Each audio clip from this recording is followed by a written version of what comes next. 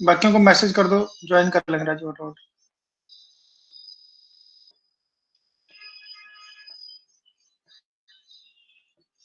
Last lecture में कोई doubt हो?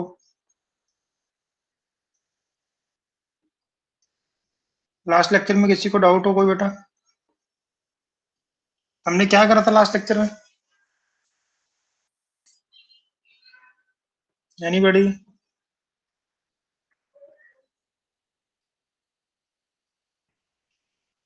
बोलो बच्चों।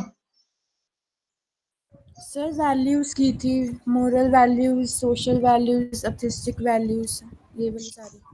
हाँ जी, किसी को डाउट हो? लास्ट टाइम हमने सिर्फ उनके हेडिंग्स करे थे। हाँ जी बोलो बेटा।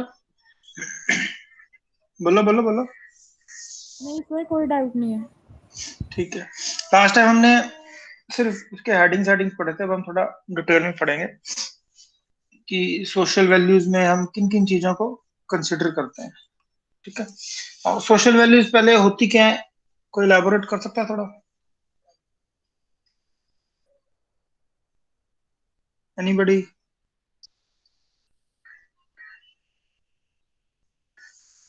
क्या होती हैं social values?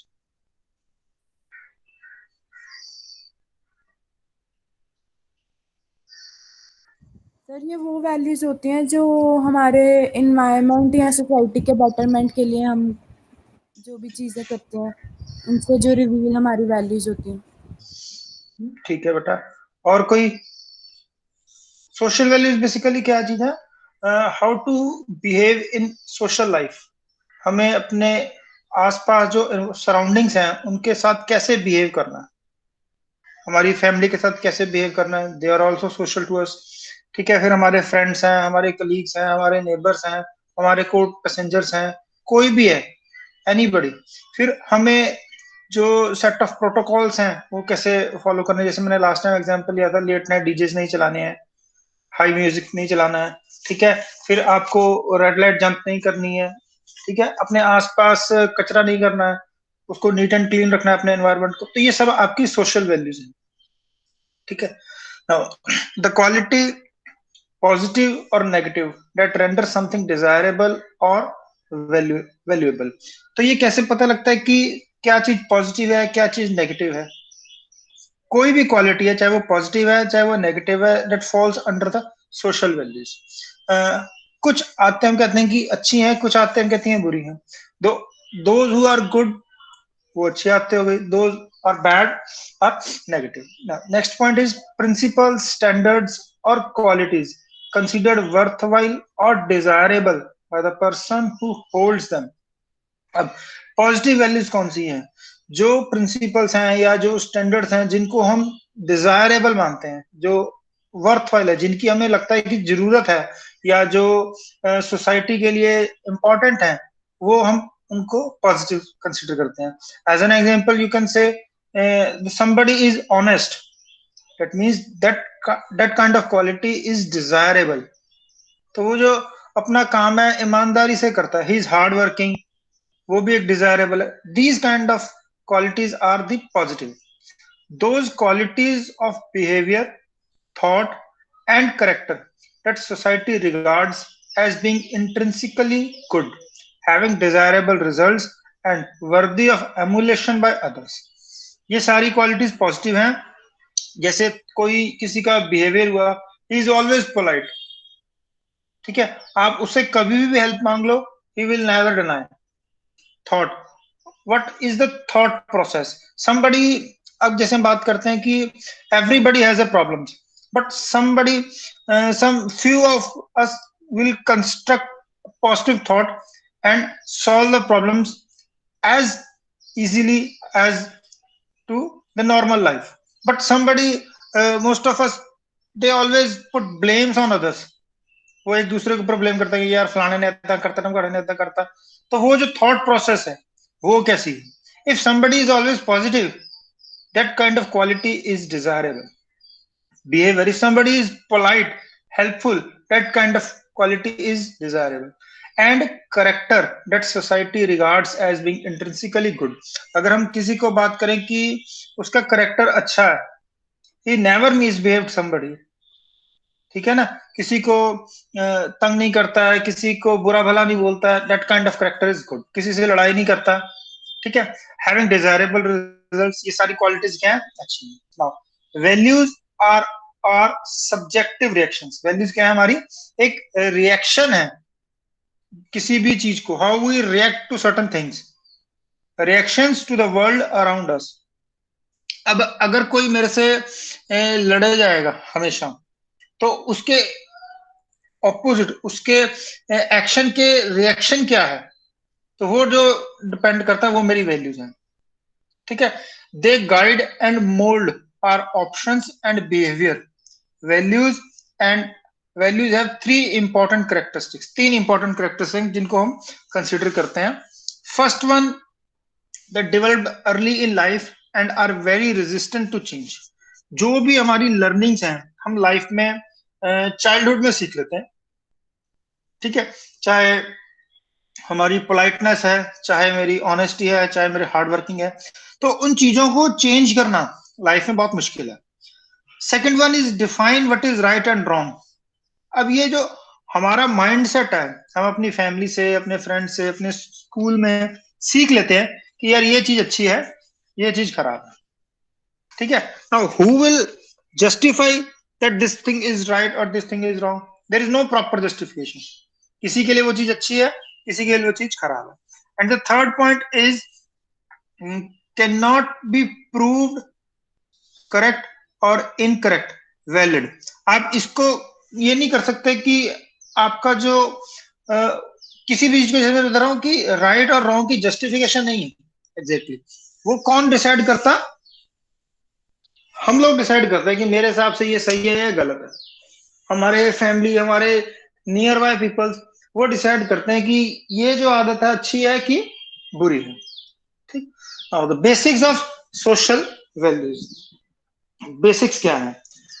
Participation in decision making process, protection of privacy and freedom of information, equality and integration, protection of the environment, protection of the unborn.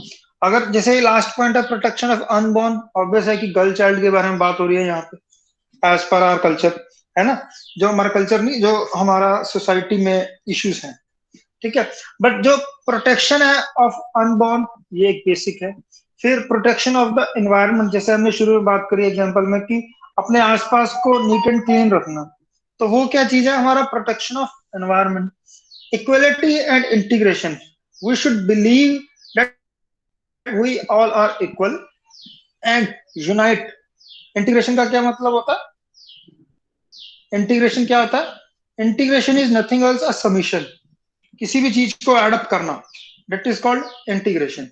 Now equality and integrate, हम बात करते हैं कि we all are equal and for any positive cause we are all integrated and United, we move together for certain positive task for the society. Protection of privacy and freedom of information, ये इन सब की, किसी की privacy का protection, ख्याल रखना।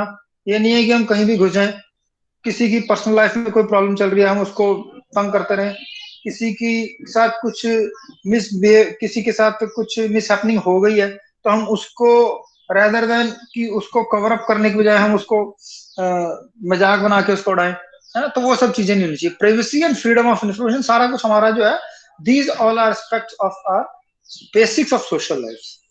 अब इसमें किसी को डाउट है तो पूछ लो।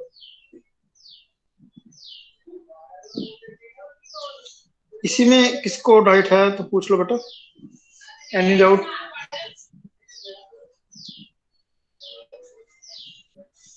हाँ sir. Next one is ethical values. Ethical values क्या होती हैं? लास्ट लेक्चर में भी बताया था एथिकल वैल्यूज क्या होती हैं।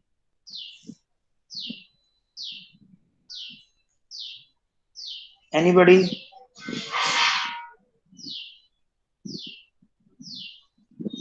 एथिकल वैल्यूज,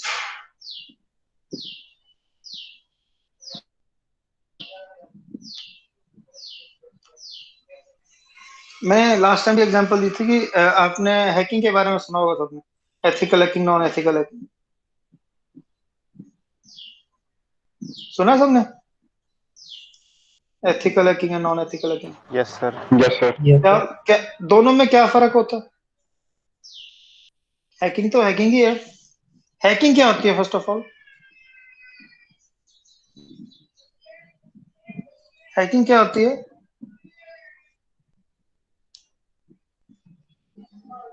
सर जो अनऑथराइज्ड यूजर है वो किसी के अकाउंट या किसी के उसको असेस करता है। किसी भी तरह की इंफॉर्मेशन जो अनऑथराइज्ड है उसको हम एक्सेस करें, दैट इज हैकिंग, है ना? तो एथिकल और अनएथिकल दो अलग अलग चीजें क्यों हैं? अगर हम किसी भी अनऑथराइज्ड चीज को एक्सेस कर रहे हैं तो वो एथिकल और अनएथिकल क्यों है?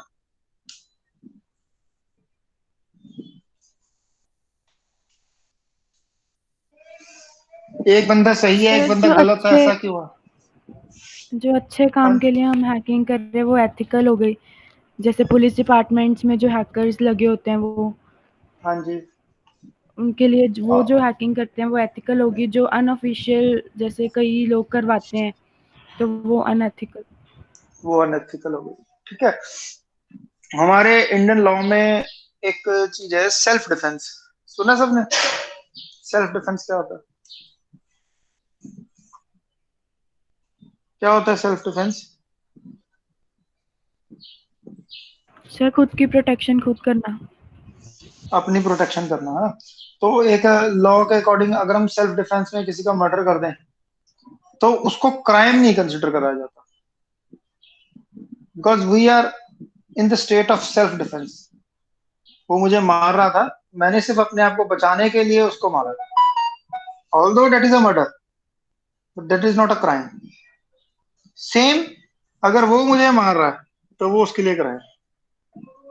ठीक है। Same is with the ethical hacking और अनएथिकल हैकिंग। अगर एथिकल हैकिंग जो है वो है किसी को नुकसान पहुंचाने के लिए, जो अनएथिकल हैकिंग किसी का डेटा ब्रीच करके उसको मिसयूज करने के लिए। But the ethical hacking is for the it will act as a self defence.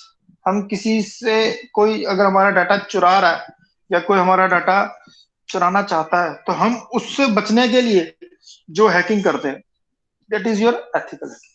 Same is with the ethical values. Ethical values again nobody will justify कि सही क्या है गलत क्या है, but while you are into some profession, every profession has some ethics. According to my profession, these things are right and these things are wrong. I should not do such things. If somebody is a doctor by profession and he's charging unnecessary from his patients, then that kind of profession, that professionalism is not ethical. तो वो जो अपना काम कर रहा है, he is not ethical right to his profession, तो उसके प्रोफेशन के लिए वो चीज गलत है। Such things are known as ethical values. ठीक है जी। Now, ethics is the branch of philosophy. Philosophy क्या है? Philosophy is nothing else the way we thought. हमारी सोच के बारे में बात करते हैं philosophy. कोई बंदा किसी चीज को कैसे प्रिटेंड बताता है, कोई बंदा किसी को कैसे बताता है। सेम इज विद द अलग। फिलोसफी की एक एग्जांपल हमने पढ़ी थी, half glass of a water. some people will say the glass is half empty, some people will say the glass is half full, है ना? तो ये हमारी फिलोसफी है। Ethics is the branch of philosophy that involves systematising, defending and recommending concepts of right and wrong conduct. वो सिर्फ हमारा एक सोच है जो बताता है एक सिस्टमेटिक वे से, एक रिकमेंडिंग वे से, एक डिफेंडिंग वे से कि कौन सी चीज सही है, कौन सी चीज गलत है। इन ethics, value denotes something's degree of importance with the aim of determining what action of life is best to do or live, or to describe the significance of different actions. Same thing कि कौन सी चीजें अच्छी हैं, कौन सी चीजें खराब हैं। Best to do for the life or to describe the significance of different actions. किस एक्शन का कितना सिग्निफिकेंस है। ठीक है। Next, some points in ethical values: corporate culture, conveying company values, creating an ethical workplace, fair treatment, acting with integrity, dealing with unethical business values. These are the simple a few points of ethical values. Now, last one, dealing with the unethical business values. Anybody can explain how to deal with unethical business values? If somebody is into the same profession in which you are, and they are using illegal or unethical business values, how you should cope with them?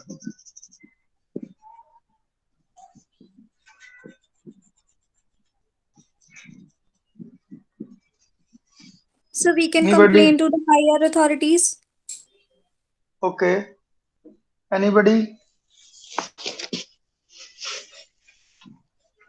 Anybody else?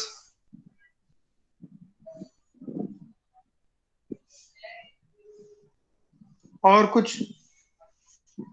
देखो, first of all, if anybody is doing unethical business, that kind of business will not survive for the long period. अगर जैसे मैंने example ली थी किसी doctor की, he is charging extra, मतलब अगर कोई डेंटल प्रॉब्लम के लिए गया है और उसको कोई हार्ट की एडवाइस दे दे, ठीक है, तो वो जो पेशेंट है, पेशेंट भी अवेयर है, तो उसको पता है कि यार ये बेवकूफ बना रहा हूँ, मैं इसको डेंटल प्रॉब्लम के लिए लेके गया हूँ, ये मुझे आगे और कुछ कुछ बताया जा रहा है, नजायज टेस्ट बताया जा रहा है, उसने एक सेकंड ओपिनियन ले लिया, सेकंड ओपिनियन में डॉक्टर ने बोला भी इन सब की चीजों की तो जरूरत ही नहीं है, तो उस पेशेंट को पता चल जाएगा कि that doctor is not a trustworthy, he is not ethically right, तो उसका प्रोफेशन ठीक नहीं है, ही इज नॉट गुड, तो उस प्रोफेशन के पास हमें जाना नहीं है। Now if somebody is doing the same task, वही अगर डेंटल प्रॉब्लम किया गया तो उसने बेस्ट ऑफ द ट्रीटमेंट दिया विद अ रीजनेबल प्राइस जो उसका बनता, that kind of values are called ethical values. By simply doing the ethics in your profession, you can deal with the unethical business. पहली बात, unethical business कोई भी है, अगर आप किसी से भी कोई भी प्रोडक्ट खरीदते हो, लोग फ्लिपकार्ट अमेजन को क्यों ट्रस्ट करते हैं? बिकॉज दे आर फेयर, उनको पता है कि अगर कोई चीज हमने खराब भेज दी है, दे विल रिप्लेस. होता है ऐसा? अगर वो सब गलत मलत भेज के बाद में कहते हैं हमें नहीं पता, हमने नहीं कुछ किया, nobody will buy from them again. है ऐसा? तो हमें एथिकल बिजनेस, एथिकल वैल्यू से ही उनको डील करना. No doubt we can complain, but complain करने से आप उसको एक बार रोक लोगे, किसी को कंप्लेन करोगे वो एक बार उसको पुलिस वाला या कोई भी जो हायर अथॉरिटीज हैं वो उसको आके रिस्ट्रिक्ट कर देंगे, you should not do this, ज्यादा उसको टर्मिनेट कर देंगे. बट किसी बिजनेसमैन को आप बिजनेस करने से नहीं रोक सकते ना, वो कह देगा हाँ जी आई प्रॉमिस कि मैं आगे से ऐसा नहीं करूंगा. किसी होटल में चले जाओ, किसी रेस्टोरेंट में चले जाओ, आप कहीं भी देख लो, they are not using the pure quality, सब कुछ साफ नहीं कर रहे, but still the businesses are running, तो वो चीज नहीं हमें करनी. ठीक है. Next, acting with the integrity. Now what is integrity? जैसे मैंने लास्ट में बताया था, equality and integration. What does it mean? Same is the context of integrity. We believe that we all are integrate, हम सारे एक साथ हैं.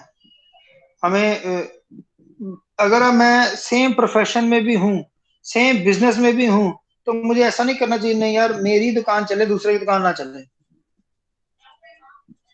ये नहीं करना. ठीक है.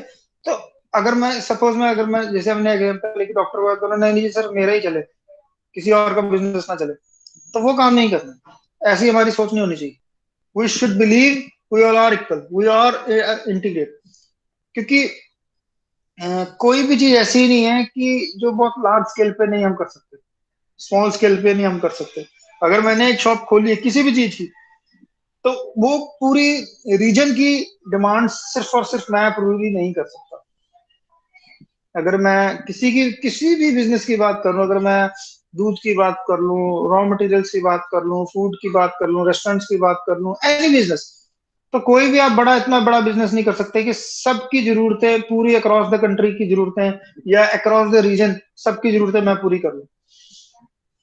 कभी मेरे पास कोई चीज नहीं है, कभी मेरे पास कोई चीज नहीं है, then he or she the customer can buy such things from the different stores too. हम इंटीग्रेट हैं. ठीक है। Now the fair treatment, what is the fair treatment? Fair treatment क्या है बेटा?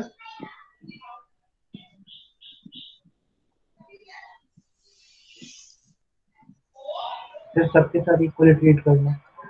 सबके साथ इक्वली ट्रीट करना, चाहे वो कोई भी है। अगर हम अपने लीगल सिस्टम की बात करें, किसी भी सिस्टम की बात करें, वी शुड बिलीव, अगर मैं किसी पावर में या किसी पोजीशन पे बैठा हूं तो मुझे ये नहीं मानना चाहिए नहीं यार ये मेरा फैमिली मेंबर है तो पहले मैं इसका काम कर देता हूँ, जो रेस्ट ऑफ द पीपल है उनको मैं बाद में देख लूंगा। तो ये सोच नहीं होनी चाहिए। We should believe all are equal. अगर बैंक में कोई लाइन में खड़ा है पेमेंट लेने के लिए, तो जो कैशियर का कोई रिलेटिव 8वें नंबर पे खड़ा है, उसको कहे राजा आ जा फटाफट आ जाता, मैं गला दे दूंगा। तो जो बीच वाले 7 बंदे हैं, वो जो ऑर्गेनाइजेशन है, वो जो प्रोफेशन है, उससे चीट करेगा। क्योंकि 7 बंदे बोलेंगे ना वाई ही, वो ऐसे थोड़ा ना कहेगा यार ये मेरा रिश्तेदार है। होएगा रिश्तेदार, होगा करे होएगा, इतने नहीं है, इतने सारे सी बराबर है। तो वो सारा काम हमें फेयर ट्रीटमेंट के साथ करना। ठीक है जी। नेक्स्ट है creating an ethical work place. Ethical work place मतलब हमें सेट ऑफ प्रोटोकॉल्स बनाने हैं। जो ऑफिसर्स हैं या जो मैनेजर्स हैं, उनको ऐसे प्रोटोकॉल्स बनाने हैं, उनको ऐसे रूल्स बनाने हैं कि हर कोई काम अपना ईमानदारी से करे। जैसे आप कस्टमर केयर को बात करते हो, कस्टमर केयर से बात करते हो, they always greet you, good morning, have a nice day, करते हैं ऐसे? ऐसा होता है आपके Yes, साथ? yes, वो क्यों करते हैं? दे बिलीव कि एक एथिकल वर्क प्लेस। अगर आप उनको कुछ बोलते भी हो गुस्से में, या आप उसको कुछ बुरा भला भी बोलते हो, दे नेवर कंप्लेन। शुरू में एक लाइन आती है कि these calls may be recorded for further improvement of your service, for the future improvement of your service. वो रिकॉर्ड करने का क्या मतलब है?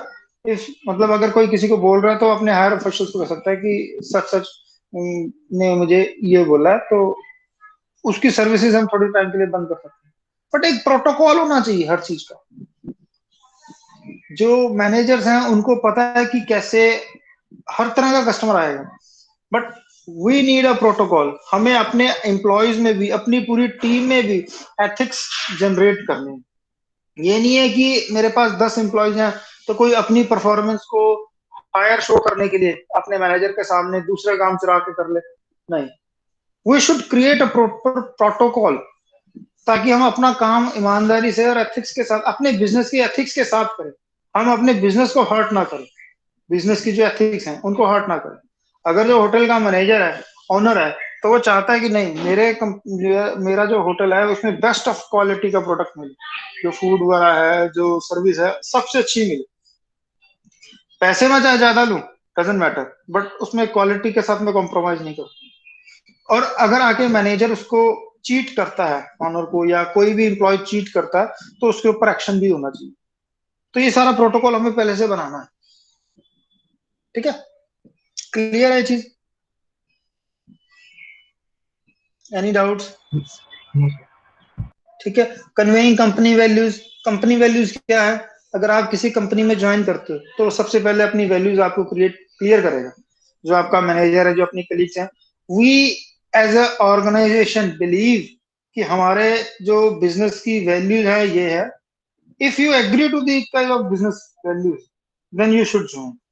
ये नहीं है कि आप बिजनेस लाने के लिए इन वैल्यूज को तोड़ो या मरोड़ो, वो काम नहीं होना चाहिए। ठीक है ना। अगर जैसे हम बात करते हैं बीइंग अ स्टूडेंट, आपको टारगेट क्या है? To attain your good results, but for attaining your results it doesn't matter. ये ऐसा नहीं होना चाहिए कि आप उसके लिए चिट चलाओ, आप उसके लिए गलत मीन्स यूज करो, तो वो आपकी जो प्रोफेशन है उसके वैल्यूज को खराब करना। तो सबसे पहले आपको बताई जाएगी कि these are the values you should opt. ठीक है जी। Next, corporate culture. Corporate culture तो आप सारा कुछ है, ये भी हमें जो भी काम करना है एक प्रॉपर कल्चर में करना, एक प्रॉपर ट्रेडिशन, एक प्रॉपर प्रोटोकॉल में करना। ठीक है जी। इसमें किसी को doubt? Any doubts till now? No, sir. Ethical values. Sir. चलो नेक्स्ट कॉर्पोरेट कल्चर, ये सब हम पढ़ चुके हैं। क्या होता है एक बार रीड आउट कर लेते हैं। कंपनीज दैट डिफाइन की elements of a corporate culture, वही की एलिमेंट्स जैसे हम बात कर रहे हैं, प्रॉपर प्रोटोकॉल होना चाहिए।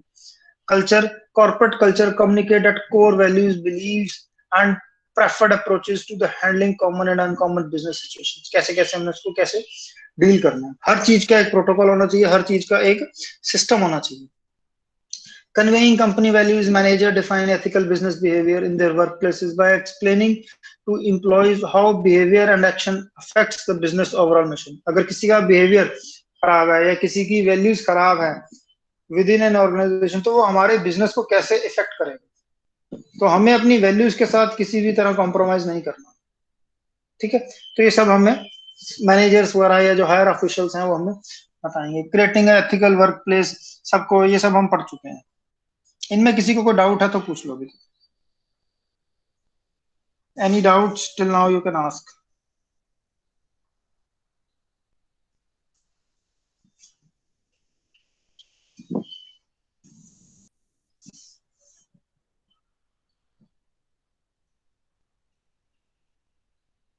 बोलो बेटा। No sir.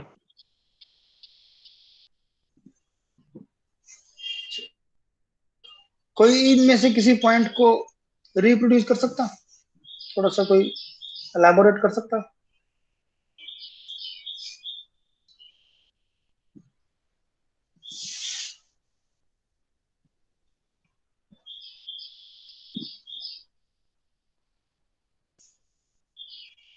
कोई किसी भी पॉइंट को आप अपने टर्म्स में बता पाओ?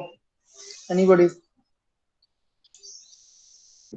अमित ठाकुर, अमित ठाकुर,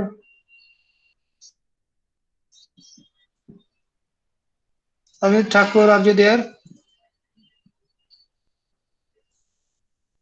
लवन्या? हाँ जी सर। बेटा किसी पॉइंट को आप एलैबोरेट कर सको? फेयर ट्रीटमेंट क्या होता है, हमें कोई एग्जांपल के साथ। बेसिकली पता है क्या है, जब आप इसको एग्जाम में लिखोगे ना, तब ये जो पॉइंट्स हैं इनको आपको अपनी एग्जांपल्स बना बना के लिखना। यहाँ पे जो मैं एग्जांपल बना रहा हूँ, हो सकता है उस वक्त किसी को याद हो, किसी को ना याद हो, तो आपको अपनी एग्जांपल्स बनानी आनी चाहिए। विदाउट एग्जांपल आप इन चीजों को ज्यादा एलैबोरेट नहीं कर पाओगे। फेयर ट्रीटमेंट सबको पता है क्या होती है, everybody knows the dictionary reading, but आपको एग्जाम में सिर्फ पॉइंट्स नहीं लिखने, उसमें साथ में 3-4 लाइनें भी लिखनी है। तो वो क्या होगा, आपको वो बताना है विद सर्टेन एग्जांपल्स। तो आप कोई बता पाओ इनमें से? सर कॉर्पोरेट कल्चर का बता देती हूँ मैं एग्जांपल। हाँ जी प्लीज। सर कॉर्पोरेट कल्चर में मतलब सारे जो काम करेंगे वो इंटीग्रिटी से करेंगे, एक दूसरे से कॉर्पोरेट करके करेंगे। फॉर एग्जांपल हम लाइक कॉलेज में ही अगर हम देख लें, कॉलेज का ही अगर हम एग्जांपल कंसिडर कर लें, हाँ जी। में भी various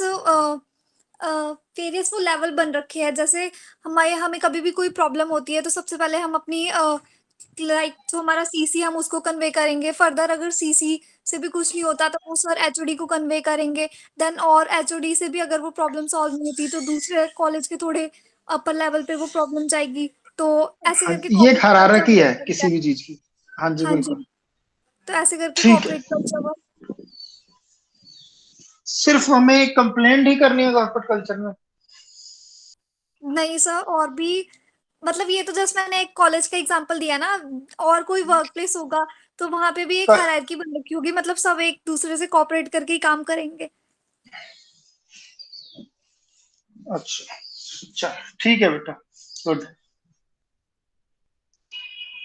next one is your professional values. अब देखो आपने जितने भी ये सारे पॉइंट्स हमने डिस्कस किए हैं शुरू में, जो हमारी वैल्यूज थी,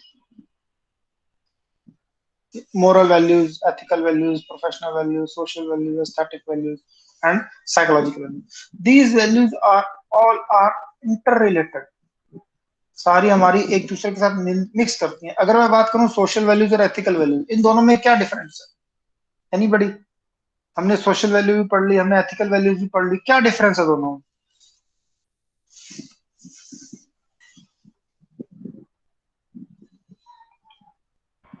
सर सोशल वैल्यू से सोसाइटी के साथ रिलेट करते हैं सर।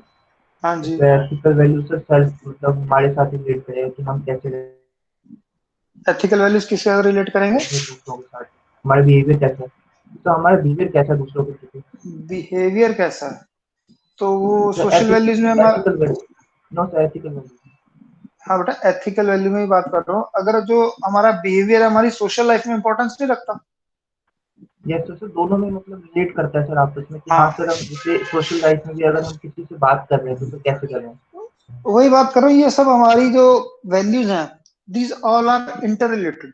हम ऐसा नहीं कह सकते कि this person is ethically very good, उसकी एथिक्स बहुत अच्छे हैं, ठीक है, but he is not a social, he doesn't have a social value. अगर वो कोई एक सेक्टर में पुअर है तो ऐसा फॉर श्योर भी नहीं है कि वो दूसरे सेक्टर में भी पुअर होगा, but there are higher chances. If somebody is not good at social values जो हमें सबसे पहले सिखाती है कि सही और गलत क्या है, then how we can expect from certain people that he is good at his ethical values? अगर किसी को बात करने की तमीज ही नहीं है तो वो क्या एथिक्स रखेगा या क्या प्रोफेशनलिज्म रखेगा, है ना? These all are interrelated but still they are separate. एक दूसरे के साथ रिलेट जरूर करती हैं, बट दैट डजंट मीन कि अगर मैं प्रोफेशनलिज्म की बात करूं और सोशल वैल्यूज की बात करूं, these if somebody is good at professional values, he should be good at social values, और ही जब तक ऐसा नहीं है कि अगर वो प्रोफेशनल वैल्यूज में अच्छा है तो उसको सोशल वैल्यूज में भी अच्छा ना पड़ेगा। some people are there, those who are good at professional values but they are not good at social values। अब कई बंदे जाओ अपने प्रोफेशन में जहां पे जॉब करते हैं या जहां पे उनका काम है, they are too polite to their customers, they are too polite to their colleagues. ऐसे लगता ही नहीं है कि ये वही बंदा। उस बंदे को घर में आके देखो, these kind of people are different, बहुत रेयर होते हैं कि क्लाइंट्स के साथ तो जी sir, yes sir, yes yes yes, हाँ जी, ओके ओके, है ना, बट सोशल वैल्यूज घर में आंड गुआंड में लड़ते फिरते होते हैं ना ऐसे, क्योंकि कईयों का प्रोफेशन ही अलग होता है। अब जैसे हम बात करते हैं, सपोज मैं एक रैंडम एग्जांपल ले रहा हूँ कि अगर मैं पुलिस वालों की बात करूं, their profession is, we assume the profession is harsh। वो सारा दिन खड़े रहते हैं धूप में, सारा दिन उनका 24/7 काम चल रहा है। Sometimes they behave harshly to us, होता है ऐसा, but while they are in the personal life, while they are at home, they are completely different। हो सकता है ऐसा, हो यस सकता है ऐसा, नहीं हो सकता ना, because these things reflect in our life। if somebody is disturbed at family, he will not be 100% giving at his profession। अगर फैमिली में कोई प्रॉब्लम है, किसी के कोई बीमार है या कोई एक्सपायर हो जाता है, तो वो 100% प्रोफेशन में अपना इनपुट नहीं दे पाएगा। क्यों नहीं दे पाएगा? अगर मैं बोलूँ घर तो रह गया ना उसका, घर पे उसकी पर्सनल लाइफ तो घर पे रह गई है, बट प्रोफेशनलिज्म जब वो ऑफिस आ गया तो अपना पर्सनल टेंशन को छोड़ के, but the mindset, human mindset is still there, person same है। तो वो जो वैल्यूज हैं वो इंटर रिलेट करती हैं, but still they are different. Next is your professional values. What are the professional values? Professional values क्या होती हैं? हमने एग्जांपल्स भी लिए, एक दो डॉक्टर का एग्जांपल लिया हमने, किसी और बंदे का एग्जांपल लिया हमने, बिजनेस का एग्जांपल लिया। These are our professional values कि मेरा प्रोफेशन क्या चाहता है। If I am into certain kind of profession, मैं किसी भी प्रोफेशन में हूं, अगर मैं डॉक्टर हूं तो मेरा क्या प्रोफेशन, मेरी प्रोफेशनल वैल्यूज क्या है, मेरा प्राइम टारगेट क्या है? मेरे प्रोफेशन का प्राइम टारगेट क्या है कि पेशेंट को हेल्प कर बाय एनी मीन्स, है ना, द पॉसिबल वेज। ऐसा नहीं है कि उसकी फीस भी मैं पे कर दूं, इज नॉट अ प्रोफेशनलिज्म। ठीक, अब बैंकर्स क्या है, बैंकर का क्या प्रोफेशन है? अगर बैंकर कहता है जी, किसी इलिटरेट पर्सन के पास, इलिटरेट पर्सन आ गया जी, काका मेरा ना फार्म भर दे, but as per the banking rules, अगर किसी ने विड्रॉल लेना है या किसी ने XYZ कोई भी फॉर्म भरना है, as per the banking rules the bank employees are not eligible to fill any kind of form of their customers. Customer को अपना फॉर्म अपनी राइटिंग में खुद ही भरना। बट होता क्या है, प्रोफेशनलिज्म, अपने बिजनेस को ग्रो करने के लिए या अपने कस्टमर को हेल्प आउट करने के लिए, बिकॉज अगर मैंने बैंक अकाउंट ओपनिंग फॉर्म भरना है तो 4 7 8 पेज का है, तो मुझे पता नहीं कहाँ क्या क्या भरना है, मैं बार बार उससे पूछूंगा सर इतने की भरना है, इतने की भरना है, साइन कितने करने हैं, फलाना की करना है, ढुकाना की करना है। वो कहेगा जी आप, मैंने यहाँ क्रॉस कर दिया, आप यहाँ साइन कर दो, अपना नाम लिख दो, अपने जो क्या कहते हैं आधार कार्ड पैन कार्ड लिख दो, रेस्ट आई विल, जहाँ क्या करना है वो सब मैं देख लूंगा। ऐसा ही होता, ऐसा ही होता बच्चे। Yes sir. Professional values are something different. जो वैल्यूज हैं प्रोफेशन, उनका प्रोफेशन, अगर कोई बैंकर है तो बैंकर का क्या रोल है कि कस्टमर को सेटिस्फाई करना, अगर वही कोई भी प्रॉब्लम लेके आया उसको सेटिस्फाई करना। बट जो बैंकिंग रूल्स हैं वो डिफरेंट है। वो ये नहीं कहता कि एट योर ओन, क्योंकि कल को क्या होगा, सपोज अगर किसी बैंक एम्प्लॉय ने ये फॉर्म भर दिया विड्रॉल का, साइन नो डाउट कस्टमर ने मारे, ठीक, बट कल को कस्टमर आके कंप्लेन कर सकता है, ये देखो ये तो मेरी राइटिंग ही नहीं है, मैंने तो ये विड्रॉल लिया ही नहीं है, ये तो मेरी राइटिंग नहीं है, मैच कर लो मेरी राइटिंग से, साइन मेरे किसी ने फॉर्ज कर रखे हैं। बैंकर फंस गया ना, फंस गया कि नहीं फंस गया। तो जो रूल्स हैं वो अलग है, but as a human being we people believe that चलो हम किसी की मदद कर दें, उसको नहीं पढ़ना लिखना आता कोई बात नहीं, मैं कर देता, बट किसी की शक्ल पे थोड़ा ना लिखा है कि उसको पढ़ना लिखना आता है कि नहीं आता। हो सकता है उसको आता हो, वो आया ही गलत इंटेंशन के साथ हो, ठीक है। प्रोफेशनलिज्म क्या होती है? The concept of professionalism often relates to your conformity to workplace norms concerning your treatment of others and the workplace. क्या चीज है? आपके जो वर्कप्लेस नॉर्म्स हैं वो, अगर मैं बात करूं कॉलेज की, कॉलेज में क्या टाइमिंग्स हैं जी, 9 AM टू 4:35 PM, ये एक रूल हो गया। फिर क्या रूल्स हैं कि टाइमली लेक्चर स्टार्ट करो, टाइमली लेक्चर खत्म करो, ठीक है। अगर किसी ने लीव लेनी है तो उसका क्या प्रोटोकॉल है, अगर किसी को कोई मेडिकल इमरजेंसी है उसके लिए लीव लेनी है तो उसका क्या प्रोटोकॉल है। और मुझे अपने हायरार्की, जैसे अभी बताया बच्चे ने कि उसको कैसे फॉलो करना है, वो भी एक प्रोटोकॉल है। तो मुझे कैसे चलना है, अगर मुझे सपोज बीइंग अ फैकल्टी कोई प्रॉब्लम है तो दैट डजंट मीन कि मैं सीधा डायरेक्टर्स के पास जाऊंगा कि मुझे ये प्रॉब्लम है, kindly resolve. I should follow hierarchy. तो मुझे अपने हेड के साथ पहले डील करना है कि सर ऐसे ऐसे प्रॉब्लम आ रही है, तो what are the possible solutions we can do, है ना। तो दिस इज अ प्रोफेशनलिज्म, मुझे अपने काम को कैसे करना है, उसका क्या प्रोटोकॉल है, ऑर्गेनाइजेशन के प्रोटोकॉल्स को फॉलो करना। ऐसा नहीं है कि हो सकता है कि मेरी ऑर्गेनाइजेशन में किसी काम करने का प्रोटोकॉल और है तो किसी और ऑर्गेनाइजेशन में और है। अगर मैं सेम इंडस्ट्री की बात भी करूं, हो सकता है कि चित्कारा के टाइमिंग्स और है, या चित्कारा की लीव पॉलिसी और है, चित्कारा के HR पॉलिसीज और है, मेरी और है ना। तो मुझे अपने ऑर्गेनाइजेशन की प्रोफेशनलिज्म के साथ चलना, उनकी वैल्यूज, उनके जो सेट ऑफ प्रोटोकॉल्स हैं उनके साथ ही चलना। This includes showing up on time, time से आना, dress well, keeping your working area clean, sending email messages without typos. अगर मुझे जैसे हम फ्रेंड के साथ चैट करते हैं, शॉर्टकट्स डाल देते हैं, तो वो काम नहीं करना है मेल्स में, ठीक है। Without exposing the addresses of others, किसी और को भी नहीं बताना भी मैंने ये मेल किस किस को करी है, तो ये सारा कुछ मुझे लुक आफ्टर करना है। प्रोफेशनलिज्म वैल्यूज कितनी तरह की हैं? Accountability and responsibility, loyalty, integrity and gossip. ये चारों पॉइंट हम नेक्स्ट लेक्चर में डिस्कस करेंगे। अभी तक किसी को डाउट है तो आप पूछ सकते हो। Any doubt till now you can ask.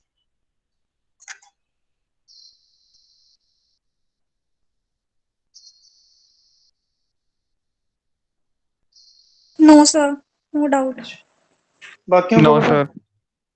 चलो ठीक है बेटा, फिर लीव करो अपना। Thank you sir. Thank you. Thank you sir.